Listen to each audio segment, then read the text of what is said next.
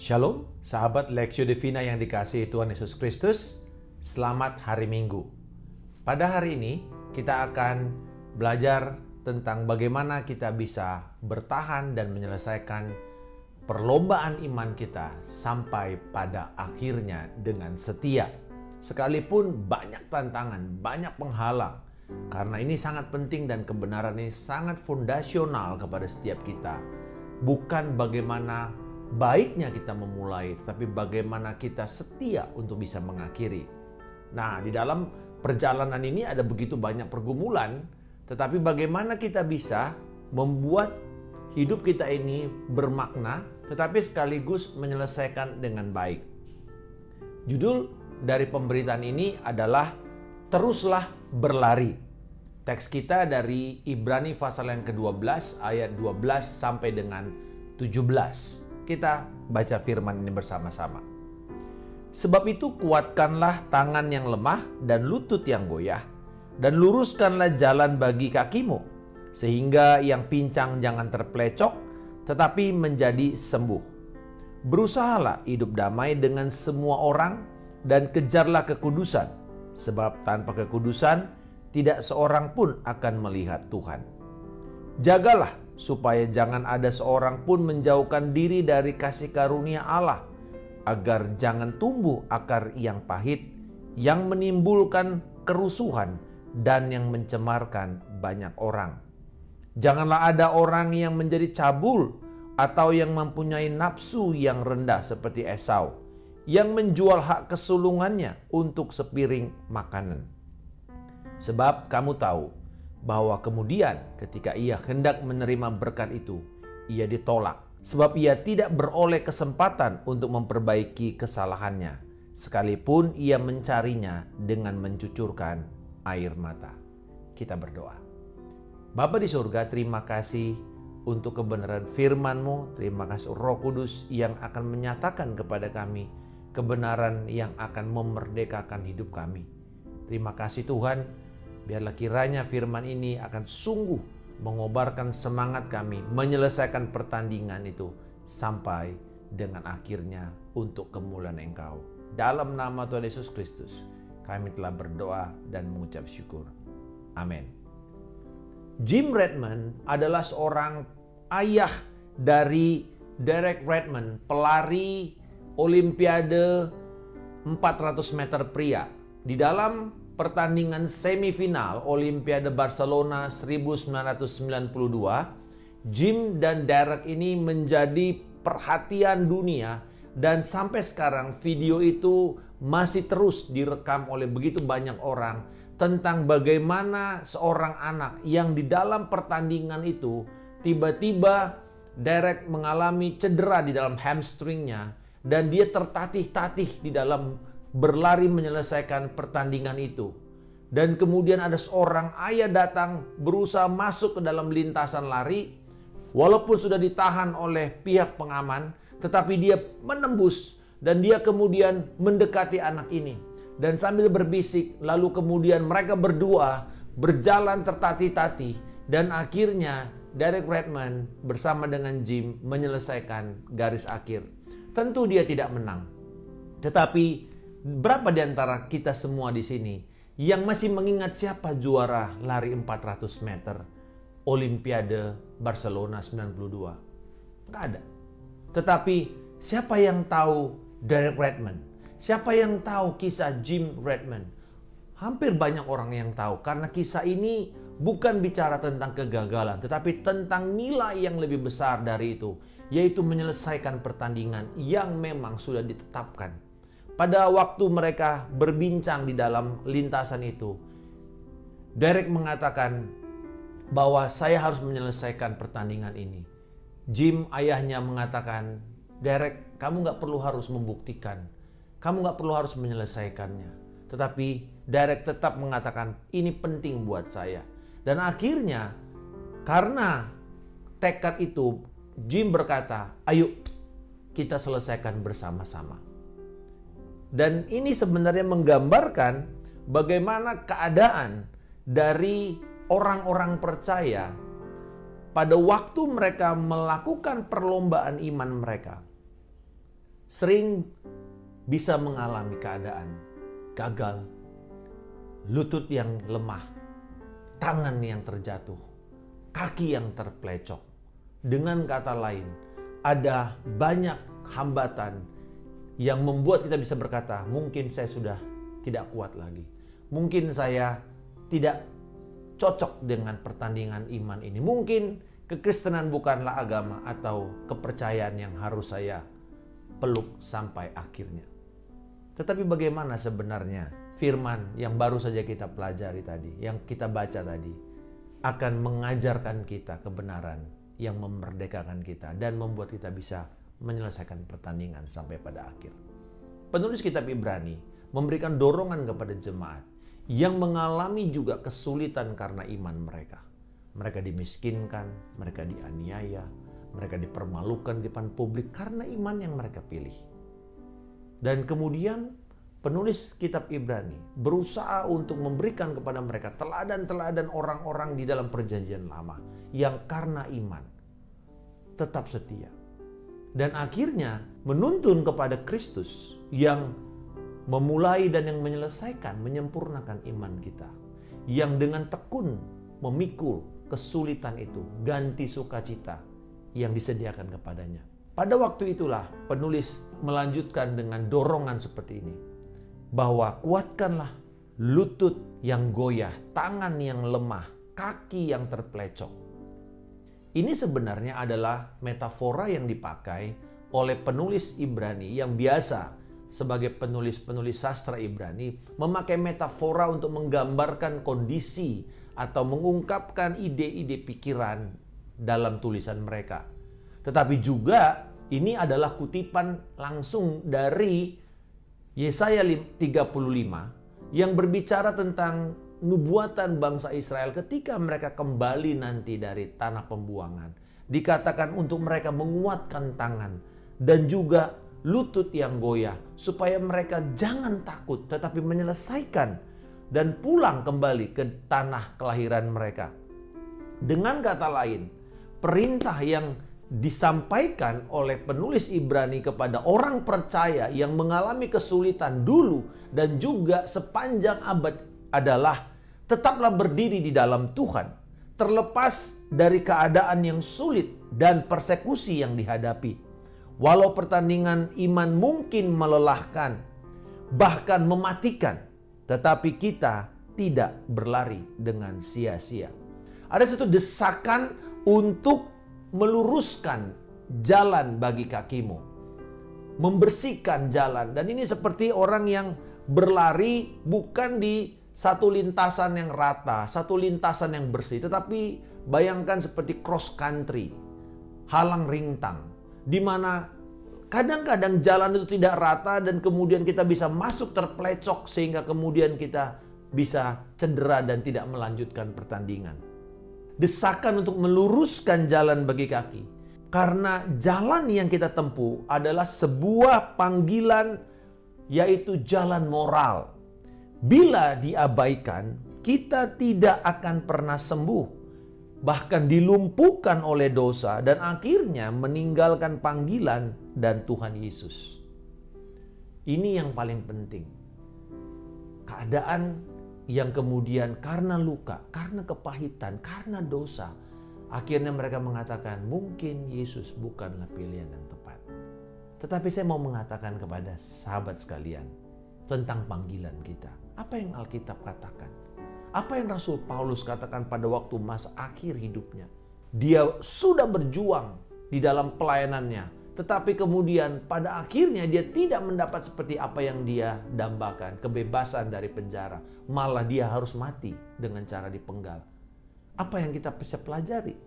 Ternyata bahwa panggilan kita adalah panggilan yang kudus, yang datang dari Tuhan, yang Tuhan sendiri harus menguduskan kita, membenarkan kita untuk masuk di dalam panggilan yang Tuhan berikan.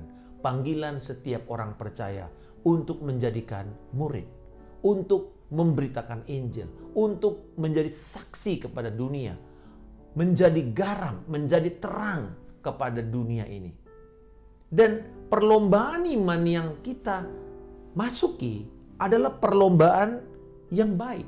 Rasul Paulus mengatakan ini adalah sebuah pertandingan yang baik. Pertandingan yang datang dari Allah sendiri. Sebuah pertandingan yang layak untuk kita kerjakan. Pertandingan yang worth it, yang layak untuk kita perjuangkan. Dan juga ukuran capaiannya adalah kesetiaan hingga akhir. Ukuran capaiannya bukan berapa banyak orang yang kita menangkan, berapa banyak buku yang kita tulis, berapa banyak orang-orang yang menjadi pengikut kita. Itu semuanya baik, tetapi bukan itu akhirnya. Karena pada akhirnya berbicara mengenai karakter, itulah ukuran capaian yang Tuhan inginkan. Bukankah Dia berkata pada akhirnya menyambut semua orang-orang yang datang ke dalam kerajaannya, Dia selalu mengatakan, baiklah engkau hambaku yang baik dan setia. Engkau telah setia di dalam apa yang dipercayakan kepadamu. Dan terimalah upah yang besar ini. Jadi kita belajar bahwa ada sebuah perintah untuk kita itu menjadi berani. Untuk kita itu awas di dalam apa yang kita kerjakan, tidak menjadi takut, tetapi juga kita harus menyelesaikan itu dengan baik. Kemudian penulis kitab Ibrani ini melanjutkan dengan bagaimana kita bisa menyelesaikan itu. Bagaimana kita supaya tidak menjadi lemah, menjadi takut, lalu meninggalkan pertandingan. Ada 3 hal yang dia ingatkan kita untuk dilakukan. Yang pertama, kejarlah damai dan kekudusan sebagai gaya hidup. Ayat 14 dikatakan, berusahalah hidup damai dengan semua orang dan kejarlah kekudusan, sebab tanpa kekudusan tidak seorang pun akan melihat Tuhan. Dia berbicara bukan tentang kudus artinya tidak bercacat, tidak berdosa sama sekali.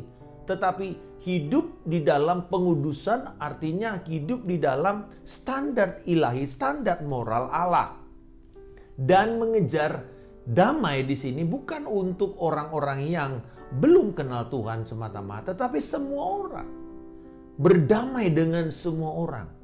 Upayakanlah untuk melakukan apapun bila itu ada di dalam kekuasaanmu. Lakukanlah itu untuk berdamai. Lepaskan pengampunan. Jangan ditahan-tahan. Selesaikan persoalan itu. Jangan menyimpan dendam. Jangan menyimpan bara. Jangan menyimpan sebuah kekejian, kejahatan karena orang yang menyakiti kita. Tapi berusaha. Lepaskan pengampunan bahkan kepada yang paling sulit, yaitu musuh-musuh kita. Tuhan mengatakan ini untuk kita jadikan sebagai gaya hidup. Gaya hidup yang mengampuni. Gaya hidup yang hidup di dalam damai sejahtera kepada semua orang. Menjadi berkat. Dan juga gaya hidup yang mempertahankan standar moral kita di hadapan Tuhan. Integritas kita. Kesucian, kesetiaan kita terhadap apa yang Tuhan percayakan. Bukan hanya gaya hidup untuk damai dan suci, tetapi yang kedua juga kita dipanggil secara komunitas untuk menjaga satu dengan yang lainnya. Ayat yang ke-15 dikatakan, jagalah supaya jangan ada seorang pun menjauhkan diri dari kasih karunia Allah, agar jangan tumbuh akar yang pahit, yang menimbulkan kerusuhan dan yang mencemarkan banyak orang. Kita di sini diajar untuk awas satu sama lain, menjadi waspada bukan curiga, tetapi menjaga satu sama lain kawanan kita ini, karena di dalam pertandingan perlombaan lari bisa saja ada orang yang terluka, ada orang yang cedera. Bagaimana kita bersikap terhadap mereka? Apakah kita tinggalkan? Apakah kita mengatakan kamu ini tidak layak, kamu kurang rohani, kamu kurang komitmen? Dan sayang sekali, kekristenan seringkali memperlihatkan itu. Justru ketika ada orang-orang yang kelihatannya gagal, kelihatannya jatuh dari kualifikasi, lalu kemudian kita singkirkan, kita buang, bukannya kita terima. Dan ini yang kita perlu belajar.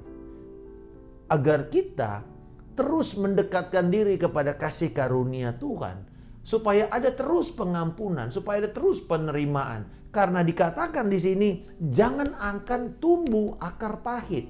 bitterness atau kepahitan itu menjadi seperti pohon yang parasit yang akan menggerogoti kerohanian, menggerogoti spiritualitas kita yang harusnya penuh dengan kesegaran, penuh dengan sukacita, menjadi curiga, menjadi kecewa, menjadi pahit kepada orang, nyinyir, kata-kata yang negatif, yang mematikan, yang merendahkan, dan akhirnya membuat perpecahan, keributan, pertengkaran. Karena orang-orang yang pahit akan cenderung melukai orang lain sebab dia terluka. Karena luka ini tidak pernah dia bawa kepada Tuhan, dia selesaikan dengan cara yang benar, melepaskan pengampunan dan menerima pengampunan. Apa yang terjadi? Dendam, kebencian yang akhirnya terpisah satu sama lain. Kesombongan, iri hati. Ini semua adalah lahan-lahan subur untuk kepahitan itu tumbuh, dan kemudian terjadilah kerusuhan. Dan kepahitan ini begitu mencemarkan, dia begitu menular, membuat orang-orang yang sebelumnya mungkin tidak punya pikiran, tetapi kemudian terpengaruh, diracuni, sehingga akhirnya ikut-ikutan menjadi kelompok satu sama lain yang bertentangan, dan akhirnya saling menghancurkan. Dan siapa yang menang? Iblis yang menang. Karena dia melihat bagaimana kerajaan Allah, tubuh Kristus saling menyakiti. Yang harusnya saling bekerja, saling menghormati, tapi justru menjadi saling mencurigai. Jangan ada akar yang pahit. Mari kita jaga satu sama lain. Mari kita angkat mereka. Mereka mungkin tidak sama dengan kita. Mungkin belum tentu punya kesepahaman teologis yang sama. Tetapi kita sama-sama di dalam Tuhan. Mari kita angkat mereka. Mari kita selesaikan pertandingan bersama-sama dengan benar. Menjaga gaya hidup yang damai dan kudus. Lalu kemudian yang kedua tadi, kita menjaga satu sama lain supaya jangan ada kepahitan, menjaga kesatuan itu. Dan yang terakhir, menghiraukan peringatan. Ayat 16 dan 17, dia berbicara mengenai contoh supaya jangan ada orang menjadi cabul atau mempunyai nafsu rendah seperti Esau yang menjual hak kesulungannya untuk sepiring makanan. Sebab kamu tahu bahwa kemudian ketika ia hendak menerima berkat itu, ia ditolak. Sebab ia tidak beroleh kesempatan untuk memperbaiki kesalahannya, sekalipun ia mencarinya dengan mencucurkan air mata. Esau berbicara tentang orang yang tidak setia. Orang yang impulsif, orang yang mudah untuk mengambil keputusan-keputusan sesaat yang kelak disesali. Esau hanya karena ingin makan, memuaskan keinginan laparnya, dia tidak peduli dengan hak kesulungan yang sebenarnya bernilai sangat besar sekali, yaitu panggilannya. Dia rela menjual panggilannya demi apa yang dia untungkan sekarang ini. Dia tidak memikirkan generasi berikutnya. Berapa di antara kita tahu orang-orang yang karena ingin kesenangan sesaat menghancurkan semuanya, menghancurkan keluarganya, menghancurkan bahkan warisan-warisan yang sudah dipercayakan kepadanya, hanya karena memuaskan hawa nafsu. Inilah ciri orang-orang yang tidak setia. Dan dikatakan, sekalipun dia menjerit untuk meminta, tetapi dia tidak mendapatkan lagi. Dan saya menemukan orang-orang seperti ini di dalam pertandingan iman mereka. Mereka mulai dengan baik, mereka mulai dengan tulus, tapi di tengah jalan karena kepahitan, karena dikecewakan, karena adanya godaan-godaan dunia, tidak adanya mekanisme safety net, jaring pengaman secara rohani yang membuat dia bisa sadar kemana dia bisa ditolong. Akhirnya menjadi pahit, menjadi kecewa, meninggalkan Tuhan. Dan kemudian menjerit-jerit untuk meminta pertolongan, tetapi seperti tidak ada yang menolong. Tapi hari ini ada kabar baik. Saudara tidak perlu harus berjalan sendiri. Temukan orang-orang percaya yang dewasa. Temukan gereja Tuhan. Tidak ada gereja yang sempurna. Tetapi setiap gereja yang memiliki visi dan menjunjung tinggi firman Tuhan. Dan mengajarkan firman Tuhan kepada jemaat secara setia. kita bisa percaya dan yakin Tuhan pasti memberi pertolongan kepada kita. Sahabat sekalian, biarlah pada hari ini kita mengambil keputusan untuk terus menjaga standar moral kita, karena ini adalah jalan moral. Ini pertandingan moral. Kualitas yang Tuhan inginkan adalah sebuah kualitas rohani. Kesetiaan pada akhirnya menjadi ukuran. Dan kita diperingatkan seperti Esau, bahwa ada orang-orang yang kaya, yang berhasil, tapi dia tidak setia. Sehingga kita lihat di mana keturunan Esau. Tidak ada yang melanjutkan itu semua. Habis, binasa. Padahal Esau itu begitu kaya. Tetapi tidak membawa dampak kepada generasi demi generasi berikutnya. Yakub gagal. Yakub penipu. Tetapi dia bertemu dengan Tuhan. Dia bukan menyesal, tetapi dia bertobat. Sehingga dia kemudian dipulihkan. Hari ini ada pilihan.